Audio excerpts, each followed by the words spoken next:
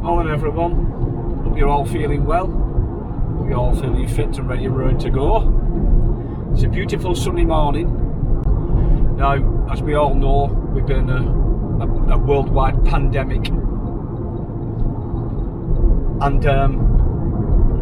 we've all been in lockdown for the past 12 months. We've hopefully now the UK government has seen a bit of light at the end of the tunnel, and they've given us some freedom to travel a little bit. So because of that, we've booked ourselves on a course, and it's mainly for Sharon, because she's into a certain creature that's very small, a little bit furry, has got a sting in its tail, and it's a bee. She's into beekeeping, and we don't know a lot about it. We've read a lot about it. Sharon's read more than me, she knows more than me, but we decided just to see if we actually maybe like trying to raise bees or whatever you do with bees. We go on a beekeeping course just to make sure that we do actually like it. So we're on our way to a place called Chorley, which is the northwest of England, which is about 30-40 miles from where we live. And we're on this course this morning for about 2 hours. So come along and have a look at what this course is all about. So we're now at the beekeeping centre, roughly about 10:30 in the morning. The course starts about 11 o'clock, and I think it lasts for something like 2 hours. We're not sure what it entails. We know we've got to wear long sleeves, probably for obvious reasons, really. I think we get some kit, like for instance beekeeping outfit, so we won't get stung, but you never know. We may get stung, we may not. But let's see if we can, if we like it or not. It's Sharon's idea more than anything else. She's been studying these bees for a good while now, and having a look to see, what it's all about. But obviously, we've not been really close to these little creatures, so we're going to see if it's going to suit us. Well, we put the suit on first, I think, yeah. As I said, you have to take shoes off. I know. 1 minute. Sorry, there. Oh, lovely. Here we go. Right, so shoes off, Radio. suit on, shoes back on again. Radio. On top. Yeah, that's going to have to do it. I like that side, I can work with that. We'll be alright now. Yeah, you comfortable enough? Yeah, I'm fine. Got my kit on, ready to go. As you can see, we've got our beekeeping outfits on to try and stop us from getting stung. Let's go along to the beehives and see what happens next. Kath, our guide, is explaining how smoke makes the bees think that the hive's on fire. So the bees retreat into the hive and eat as much honey as possible, just in case they need to evacuate the hive, which in theory makes the bees leave us alone. Well, we're all kitted up now with our bee suits on, ready to confront these vicious bees, and let's get on to the hives. It's only a short walk up to the hives. This is when you might get the feeling of what's going to happen next, especially us newbies like us. Sorry for the pun. I feel like Willie Shakespeare. To be or not to be, that is the question. Sorry again. And they have to evaporate that water off till it's 20% water, 80% sugar, before they can make it into honey. They have little glands on their abdomen that produce... Kath is explaining how the bees make wax cells so that bees can do, well, bee things.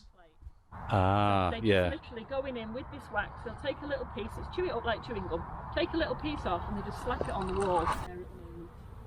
I've heard the term royal jelly.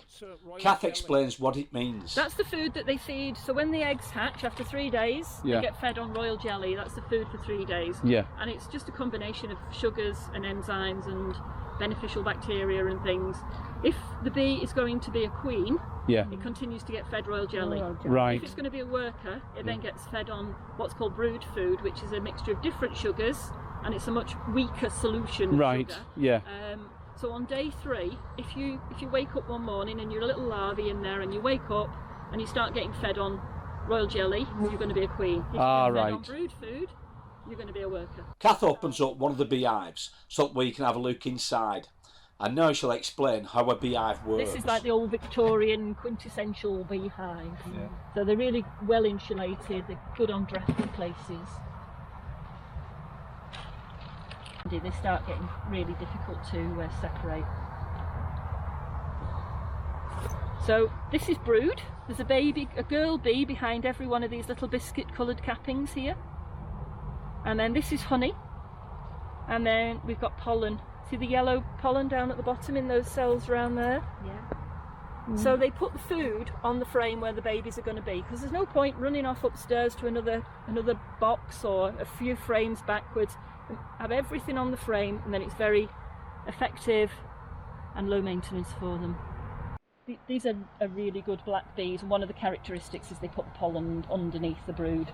Usually you'd find the honey in an arc around the top, and then the pollen inside it, and then the brood in the middle there. From. Yeah, they'd rather go for a field full of sunflowers than the odd little flower here and there. Bees tend to like a field full of flowers other than the odd flower, and an experienced beekeeper can tell what pollen the bees have actually brought back to the hive. Dandelion pollen? Yeah. Oh yeah, I can see it there, yeah. So she'll come back, she'll reverse into one of the cells and just push it off. There's the queen.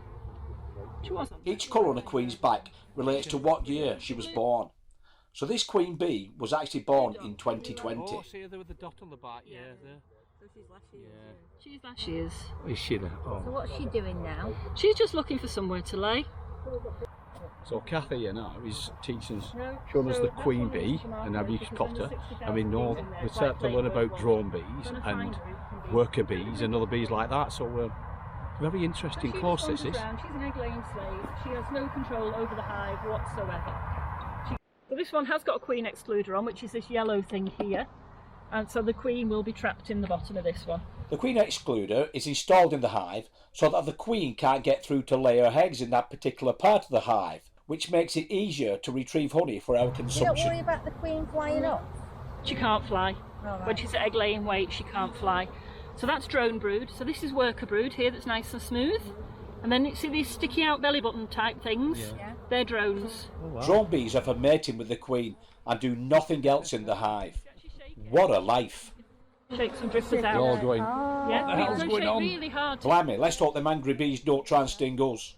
Saying go and get the humans. we don't. Well, no, they're saying we don't know where home is because they orientate on natural things. Seems like those bees are a bit disorientated since Kath has taken them out of their hive.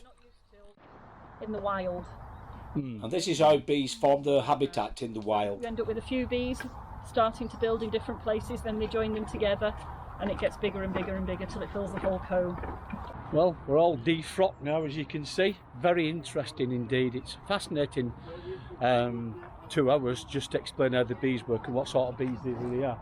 At the moment, what we're doing now is we're having, I think, a honey test. I think we have something like that anyway, but good, I'll tell you later on what it's all about. This is what we call our wildflowers. Well, Simon, which is Kath's partner, is letting us sample different tastes that honey has due to different types of flower that the bees have been harvesting nectar and pollen out of. there we go. Thank you. Who's giving us that? Wow, it's got a strong taste, that. One of the, oh, no, Very it's not strong full taste. set. So there's one of Absolutely the- beautiful stuff. Beautiful. It's a slow release. Really? GI food, yeah. Well, that's good for me. I've got diabetes. Well, actually, if you've got type 2 diabetes, Absolutely. don't say, oh, Gorgeous. Simon said, it's all right, I can fill up on vast quantities of honey. Apparently it's good for type 2 diabetes. Yeah, I'll go and get this piece of it. Chewing the wax. So we get Beeswax is also great at making candles and so on. Well, that was really fascinating, that 2-hour bee course it was. Don't know how much it is. I'll put a link in the bottom. You can have a look at the bee centre where we've been up in Chorley.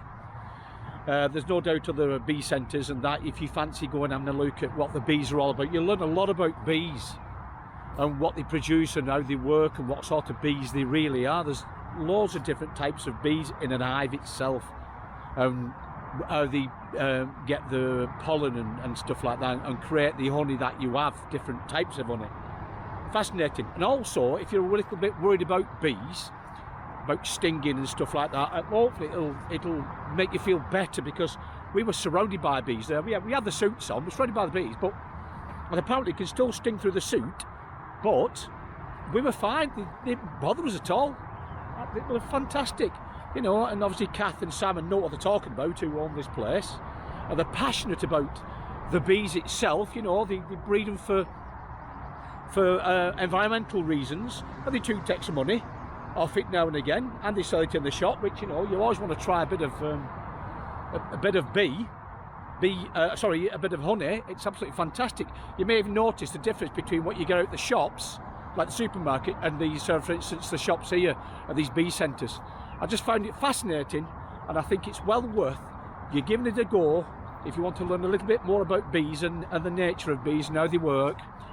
And obviously, if you're a little bit scared about them, because some people are scared when they see them flying around, think they're going to sting them, but they won't really sting you unless you start to swat them, and it's a different matter. They defend themselves. But generally, I think I've a really, really good experience. A good 2 hours, half a day or so, if you want to class it as that, and I found it fascinating. Anyway, hopefully I'll see you on the next one. Thanks for watching, and see you again.